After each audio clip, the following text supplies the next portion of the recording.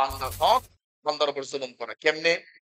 আমার প্রিয় ভাই, অনেক জুলুম আপনারা করেছেন, আমরাও করেছি। একটা হাদিস আপনার আমার শরীরের পশমকে দাঁড় করিয়ে দিবে। সহিহ মুসলিম 137 137 নম্বর হাদিস সহিহ মুসলিমের।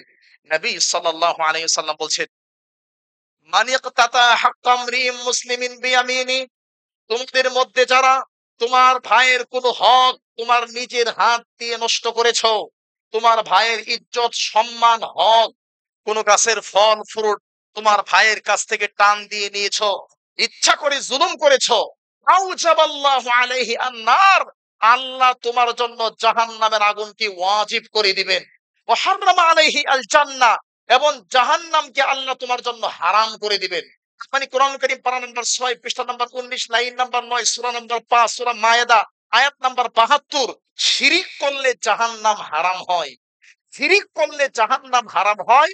আর বান্দার হক যদি কেউ শিরিক করলে আল্লাহ জান্নাতকে হারাম করে দেন। ইন্নাহু মাই ইশরিক বিল্লাহ ফাকাদ হারামাল্লাহু আলাইহিল জান্নাহ, শিরিক করলে আল্লাহ সুবহানাহু ওয়া তাআলা জান্নাতকে হারাম করে, মানে কোনদিন সে জান্নাতে যাবে না।